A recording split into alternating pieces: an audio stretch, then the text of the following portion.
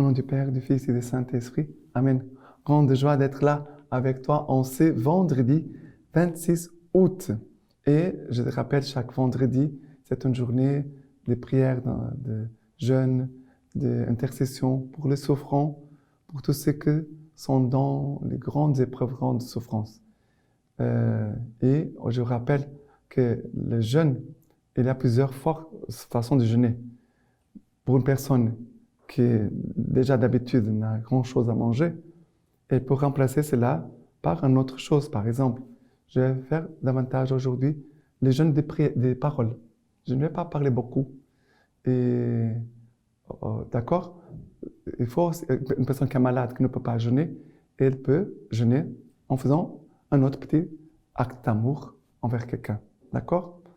Maintenant, aujourd'hui, la première lecture, c'est 1 Corinthiens, chapitre 1er, partie du verset 17. Car le Christ ne m'a pas envoyé baptiser, mais annoncer l'évangile, et cela sans la sagesse du langage, pour que ne soit pas réduite à néant la croix du Christ. Le langage de la croix, en effet, est folie pour ceux qui se perdent, mais pour ceux qui se sauvent, pour nous, il est puissance de Dieu, car il est écrit, « Je détruirai la sagesse des sages et l'intelligence des intelligents. Je la rejetterai. » Où est-il le sage? Où est-il l'homme cultivé? Où est-il le raisonneur de ce siècle? Dieu n'a-t-il pas frappé de folie la sagesse du monde? Puisqu'en effet, le monde, par les moyens de la sagesse, n'a pas reconnu Dieu dans la sagesse de Dieu. C'est par la folie du message qu'il a plu à Dieu de sauver les croyants. Alors que les Juifs demandent des signes et que les Grecs sont en quête de sagesse, nous proclamons, nous, un Christ crucifié, scandale pour les Juifs et folie pour les païens. Mais pour ceux qui sont appelés Juifs et Grecs, c'est le Christ puissance de Dieu et sagesse de Dieu.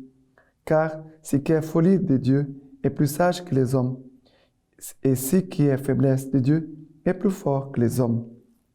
Alors, Saint Paul ici dit, j'ai été envoyé sans sagesse au langage. Alors, mais il dit, pour que ne soit pas réduite à néant la croix du Christ. Le langage de la croix, en effet, est folie pour ceux qui se permettent, pour ceux qui se sauvent. Pour nous, il est puissance de Dieu. La croix est puissance de Dieu. Au moment où tout semble être détruit, au moment où Jésus est sur la croix, que Jésus meurt,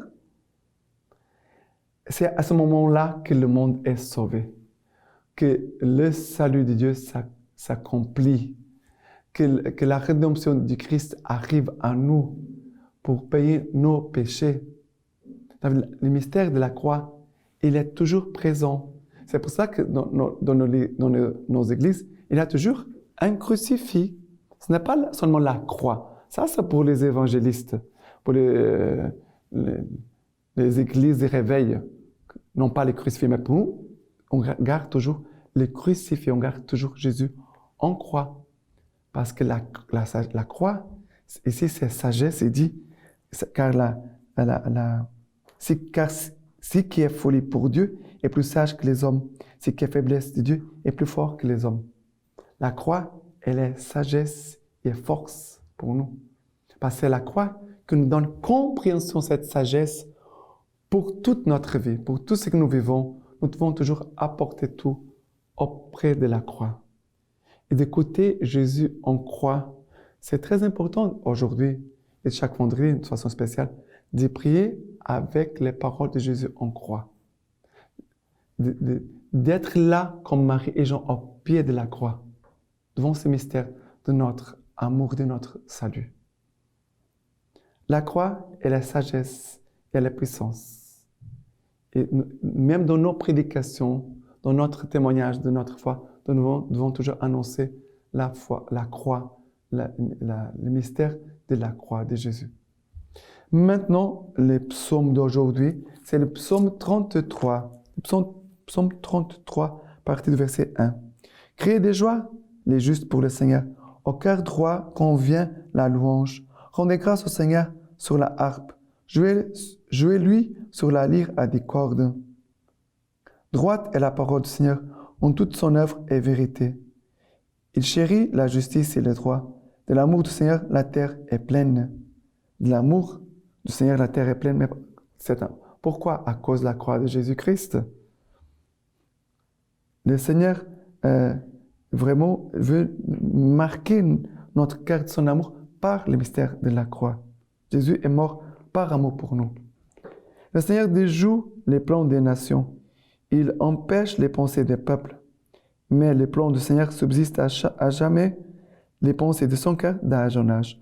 Les pensées du cœur de Jésus sont les pensées de salut. Jésus veut son pensée. La pensée de Jésus, c'est quoi? De nous sauver. La pensée de Jésus, c'est de nous éclairer, sa parole, d'arracher de nous nos ténèbres, nos péchés. Jésus, vraiment, il vient de jouer les plans des nations parce que le mystère de la croix dépasse la compréhension des hommes. Et même le mystère de la croix dans nos vies, nous devons demander au Seigneur d'accueillir la croix dans notre vie. Aujourd'hui, je ne suis pas dans un moment de croix. Je dois dire, Seigneur, donne-moi ton Esprit Saint pour qu'au moment de la croix, je puisse l'embrasser, puisse l'accueillir en sachant que là se cache un mystère de sagesse et un mystère de force, de puissance. Car tu es là, avec la croix, il a toujours le crucifié qui vient avec pour nous consoler et nous fortifier. Maintenant, l'évangile d'aujourd'hui, c'est Matthieu chapitre 25 à partir du verset 1. Alors, il en sera du royaume des cieux comme des 10 vierges qui s'en allèrent munies de leurs lampes à la rencontre de l'époux. Or, 5 d'entre elles étaient sottes et 5 étaient sensées. Les sottes, en effet, prirent leurs lampes, mais sans se munir de l'huile. Tandis que les sensées, en même temps que leurs lampes, prirent de l'huile dans les fioles. Quand l'époux se faisait attendre, elles s'assoupirent toutes et s'endormirent. Mais à minuit, un cri retentit. Voici l'époux, sortez à sa rencontre. Alors toutes ces vierges se réveillèrent et apprêtèrent leurs lampes. Et les sottes les dirent aux sensés, « Donnez-nous de votre huile, car nos lampes s'éteignent. » Mais celles-ci leur répondirent, « Il n'y en aurait sans doute pas assez pour nous et pour vous. Allez plutôt chez les marchands et achetez-en pour vous. » Elles étaient parties en acheter. Quand arriva l'époux, celles qui étaient prêtes entrèrent avec lui dans la salle de noces, et la porte se referma. Finalement, les autres vierges arrivèrent aussi et dirent, « Seigneur, Seigneur, ouvre-nous. » Mais il répondit, « En vérité, je vous l'ai dit, je ne vous connais pas. Veillez donc, car vous ne savez ni les jours ni l'heure. » Alors, ici, il a les vierges, les 10 vierges, 5 sensées, 5 sottes, celles qui ont pris de l'huile, celles qui n'ont pas pris. C'est le mystère de la croix. C'est lui qui garde la croix, le mystère de la croix, le mystère du salut, cette sagesse et cette puissance de Dieu.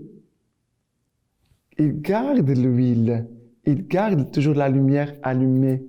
L'huile ne va pas disparaître, ne va pas manquer.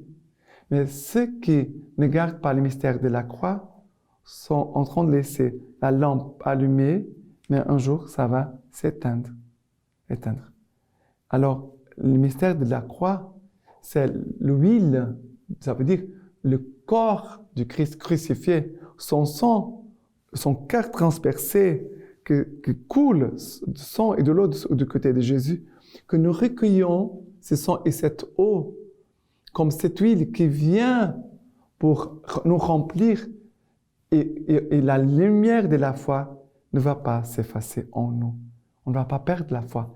Garder la croix, le mystère de la croix, c'est de permettre à la lumière de notre foi toujours de briller et toujours nous éclairer d'une façon encore plus puissante et plus forte. Voilà quelque chose de très important pour vous. Et maintenant, la lecture patristique d'aujourd'hui, de Saint Jérôme. Revenez à moi de tout votre cœur et manifestez votre pénitence par le jeûne, les larmes et les deuils. Si vous jeûnez maintenant, plus tard vous serez rassasiés. Si vous pleurez maintenant, plus tard vous rirez. Si vous êtes dans les deuils maintenant, plus tard vous serez consolés. Il est d'usage de déchirer ses vêtements dans la tristesse et devant les oppositions. L'Évangile a rapporté le fait chez les grands prêtres qui voulaient souligner les crimes du Sauveur. Nous lisons que Paul et Barnabé ont fait autant lorsqu'ils ont entendu les paroles blasphématoires. Aussi, je vous prescris de ne pas déchirer vos vêtements, mais vos cœurs, comme les outres qui, si elles ne sont pas déchirées, éclatent d'elles-mêmes. Lorsque vous aurez fait cela, revenez au Seigneur votre Dieu, dont vos péchés vous avez éloignés. Ne désespérez pas du pardon, quelle que soit l'énormité de vos crimes, car une grande miséricorde effacera de grands péchés. Voilà, quelle beauté. Et maintenant, je vous laisse la bénédiction de Dieu par les mains toutes pures de la Vierge Marie. Dieu Tout-Puissant vous bénisse et vous garde, le Père, le Fils et le Saint-Esprit. Amen.